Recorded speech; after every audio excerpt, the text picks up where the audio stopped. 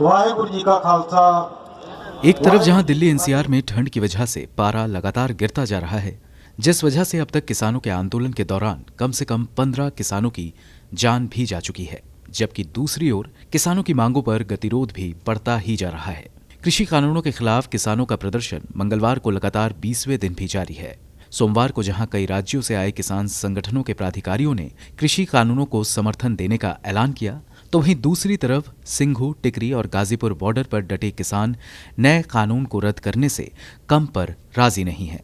सोमवार को देशव्यापी भूख हड़ताल और कई जिला मुख्यालयों पर किसानों द्वारा कलेक्ट्रेट के किए गए घेराव के बाद अब सरकार ने किसानों को मनाने के लिए अगले दौर की बैठक की तैयारियों के संकेत दिए। कृषि मंत्री नरेंद्र सिंह तोमर ने कहा कि 10 और संगठन सरकार के साथ आ गए हैं। हम कृषि कानूनों की हर धारा पर बात करने को तैयार हैं। जल्दी ही बैठकर बातचीत की अगली तारीख तय की जाएगी। इस बीच मंगलवार की सुबह केंद्रीय सड़क एवं परिवहन मंत्री नितिन गडकरी ने कहा कि किसानों को तीनों कानूनों पर चर्चा करनी चाहिए। कृषि मंत्री इसके लिए तैयार हैं। कुछ तत्व ऐसे हैं जो इस आंदोलन का फायदा लेकर किसानों को गुमराह करने की कोशिश कर रहे हैं। हमारी सरकार गांव, गरीब, मजदूर, किसान के हितों के लिए समर्पित है। जो भी नए सुझाव किसान देंगे उसे स्वीकारने के लिए तैयार है। हमारी सरकार में किसानों के साथ कोई अन्याय नहीं होगा। वहीं नितिन गडकरी के बयान के बाद कृषि कानूनों के खिलाफ दिल्ली यूपी बॉर्डर पर विरोध प्रदर्शन कर रहे किसानों में से एक किसान प्रदर्शनकारी ने कहा कि ठंड से परेशानी काफी है, लेकिन जब तक कानून वापस नहीं होते और एमएसपी लागू नहीं होती, हम इसी हिम्मत के साथ लड़ेंगे। टिकरी बॉर्डर पर हरियाणा भारतीय किसान यूनियन के अध्यक्ष गुरनाम सिंह चढ़ूनी ने कहा कि सरकार एमएसपी के नाम पर गुमराह कर रही है।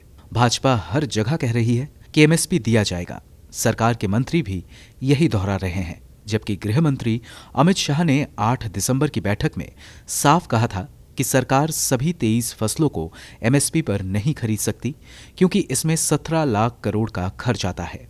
उन्होंने कहा जब तक सरकार ये तीनों काले कानून वापस नहीं लेती, तब तक किसानों का आंदोलन जारी रहेगा।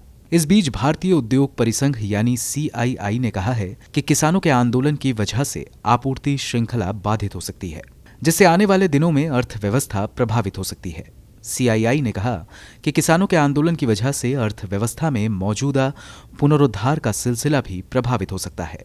हालांकि किसानों के आंदोलन की वजह से पहले से ही दिल्ली एनसीआर में यातायात व्यवस्था पहले ही ठप पड़ चुकी है। कई रास्तों को डाइवर्ट किया गया है, जबकि कई रास्तों को पूरी तरह बंद भी किया जा चुका है। किसानों का प्रदर्शन 3 हफ्ते से चल रहा है और किसान संघों का दावा है कि इस आंदोलन में अब और लोग शामिल हो सकते हैं। किसानों का आंदोलन थमने का नाम नहीं ले रहा है और सोमवार को हुए देशव्यापी प्रदर्शन में जिस तरीके से किसानों का रुख रहा है, उससे साफ है कि आने वाले दिनों में किसानों का आंदोलन और भी उग्र हो सकता है। ब्यूरो रिपोर्ट, गो न्यूज़।